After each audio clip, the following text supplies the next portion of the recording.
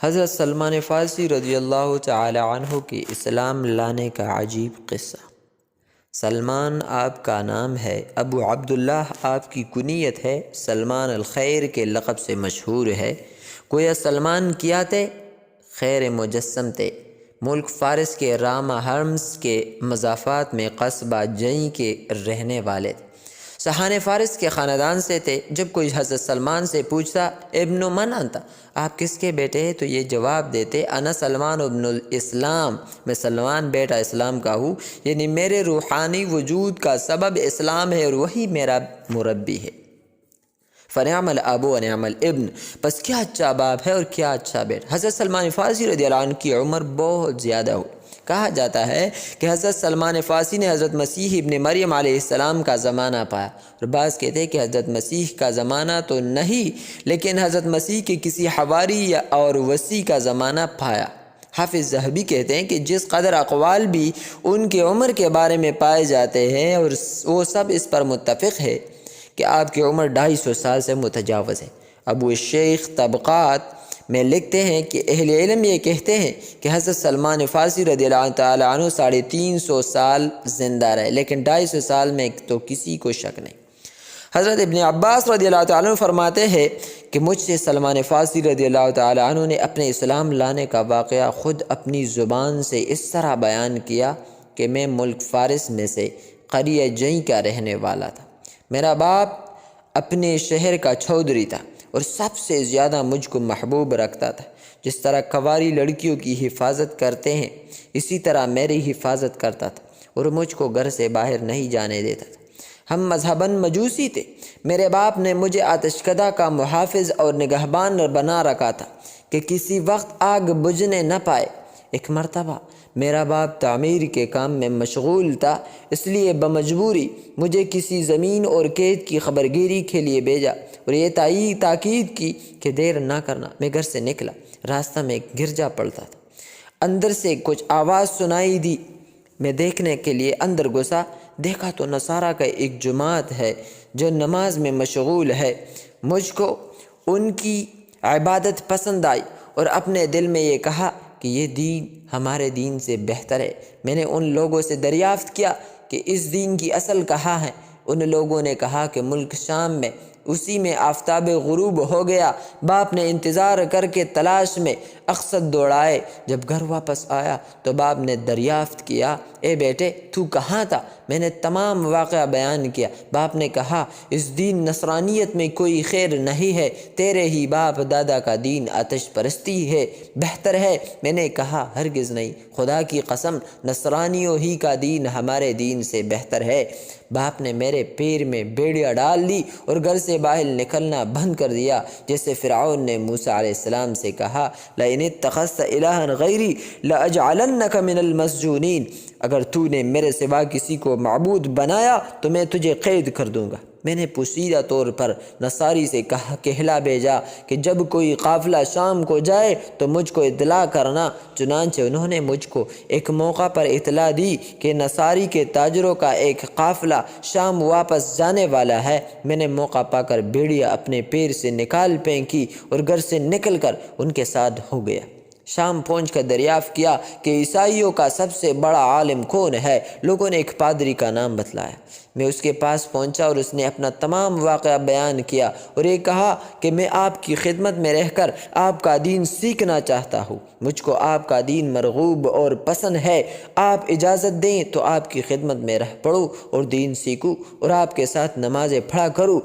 اس نے کہا، بہتر ہے، لیکن چند روز کے بعد تجربہ ہوا کہ وہ اچھا آدمی نہ تھا، بڑا ہی حریص اور طامع تھا، دوسروں کے صدقات اور خیرات کا حکم دیتا، اور جب لوگ روپیہ لے کر آتے تو جمع کر کے رکھ لیتا اور فقراء و مساکین کو نہ دیتا۔ اس طرح اس نے اشرفیوں کے ساتھ مٹکے جمع کر لیے۔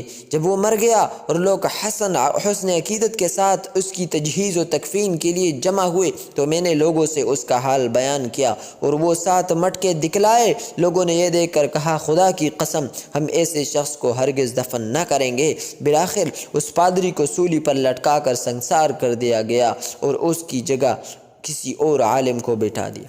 حضرت سلمان فارسی رضی اللہ عنہ فرماتے کہ میں نے اس سے زائد کسی کو عالم اور اس سے بڑھ کر کسی کو عابد و زاہد، دنیا سے بے تعلق اور آخرت کا شائق اور طلبگار، نمازی اور عبادت گزار نہیں دیکھا۔ اور جس قدر مجھ کو اس عالم سے محبت ہوئی، اس سے بیشتر کبھی کسی سے اس قدر محبت نہیں ہوئی۔ میں برابر اس عالم کی خدمت میں رہا۔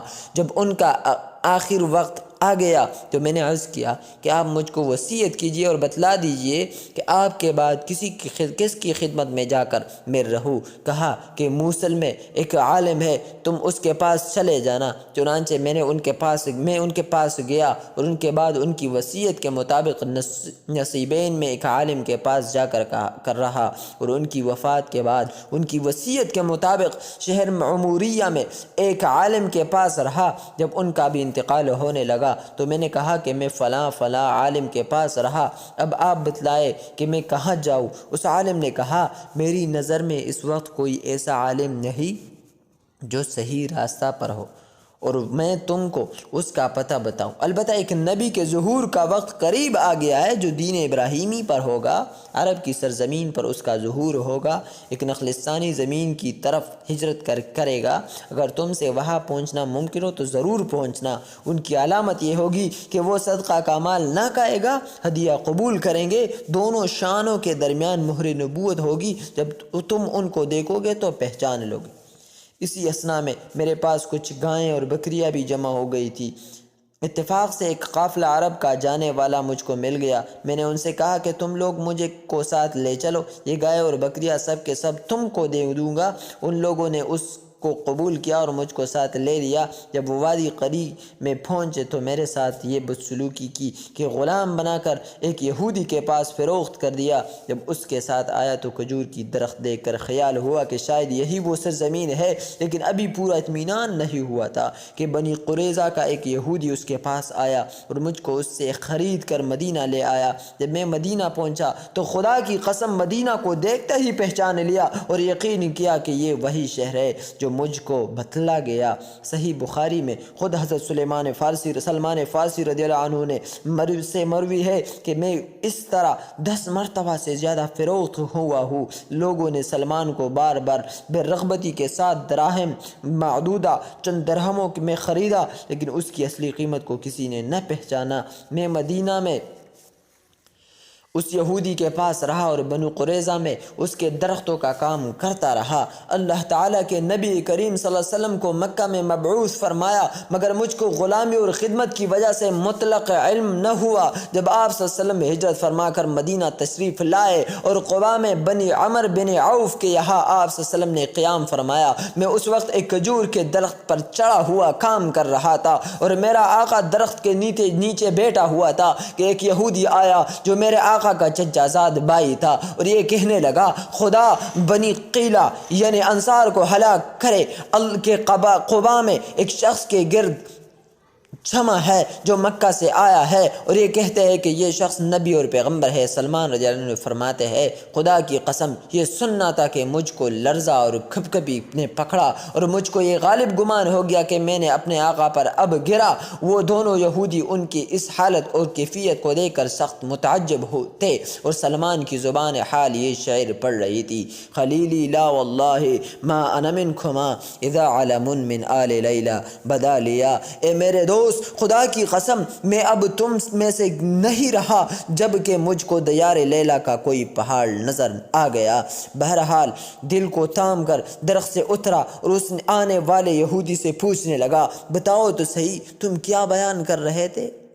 وہ خبر ذرا مجھ کو بھی تو سنا دو۔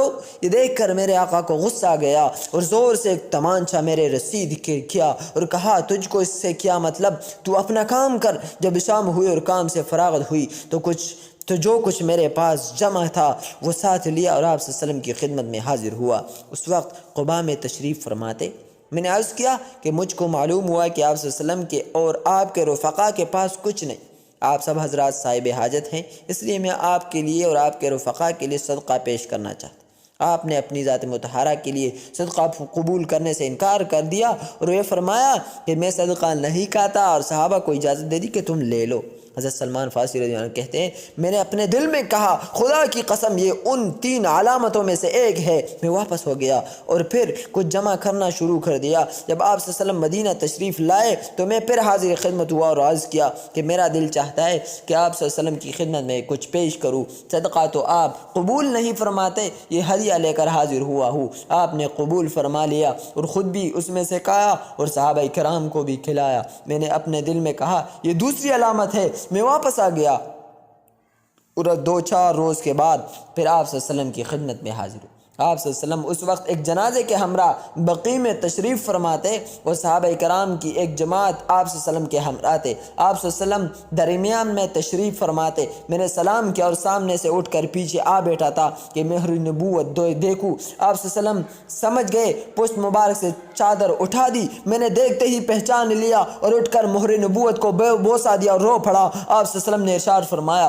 سامنے آؤ۔ میں سامنے آیا اور جس طرح اے ابن عباس میں نے اپنا یہ واقعہ بیان کیا اسی طرح میں نے تفصیل کے ساتھ یہ تمام واقعہ رسول اللہ صلی اللہ علیہ وسلم کے سامنے آپ کے صحابہ کی مجلس میں بیان کیا اور اسی وقت مشرف بالاسلام ہوا۔ آپ صلی اللہ علیہ وسلم بہت مسرور ہوئے۔ اس کے بعد اپنے آقا کی خدمت میں مشغول ہو گیا۔ اسی وجہ سے غزوہ بدر و غزوہ احد میں شریک نہ ہو سکا۔ آپ صلی اللہ علیہ وسلم نے ارشاد فرمایا اے سلمان اپنے آقا سے کتابت کر لو۔ سلمان نے اپنے آقا سے کہا، آقا نے یہ جواب دیا کہ تم 40 اوقیہ سونا ادا کرو اور 300 درخت کھجور کے لگا دو، جب وہ بار آور ہو جائے تو تم آزاد ہو۔ سلمان فارسی نے آپ صلی اللہ علیہ وسلم کے ارشاد سے یہ عقد کتابت قبول کیا اور آپ صلی اللہ علیہ وسلم نے لوگوں کو ترغیب دی کہ سلمان کے کھجور کے پودوں سے امداد کرو۔ چنانچہ کسی نے 30 پودوں سے، کسی نے 20 پودوں سے، کسی نے 15 پودوں سے اور کسی نے 10 پودوں سے امداد کی۔ جب پودے جمع ہو گئے تو مجھ سے فرمایا سلمان ان کے لیے گڑھے تیار کرو۔ جب گڑھے تیار ہو گئے تو آپ صلی اللہ علیہ وسلم نے خود دست مبارک سے ان تمام پودوں کو لگایا اور برکت کی دعا فرمائی۔ 1 سال گزرنے نہ پایا کہ سب کو پل آ گیا اور کوئی پودا ایسا نہ رہا کہ جو خشک ہو گیا ہو، سب کے سب سبز و شاداب ہو گئے اور سب پر پل آ گیا۔ درختوں کا قرض تو ادا ہو گیا، صرف دراہم باقی رہ گئے۔ ایک روز ایک شخص آپ کے پاس ایک بیضہ کی مقدار سونا لے آیا۔ آپ صلی اللہ علیہ وسلم نے فرمایا وہ مسکین مکاتب یعنی سلمان فارسی رضی اللہ تعالی عنہ کہا ہے اس کو بلاؤ، تو آپ صلی اللہ علیہ وسلم نے وہ بیضہ کی مقدار سونا عطا فرما دیا اور یہ ارشاد فرمایا کہ اس کو لے جاؤ، اللہ تعالیٰ تمہارا قرض ادا فرمائے گا۔ میں نے عرض کیا کہ یا رسول اللہ یہ سونا بہت توڑا ہے، اس سے میرا قرض کہاں ادا ہوگا؟ آپ صلی اللہ علیہ وسلم نے فرمایا جاؤ اللہ اسی سے تمہارا قرض ادا کر دے گا۔ چنانچہ میں اس کو تولا تو پورا 40 اوقیہ تھا، میرا کل قرض ادا ہو گیا اور غلامی سے آزاد ہو گیا اور آپ صلی اللہ علیہ وسلم کے ساتھ غزوہ خندق میں شریک ہوا۔ اس کے بعد تمام غزوات میں آپ صلی اللہ علیہ وسلم کے ہمرکاب رہا۔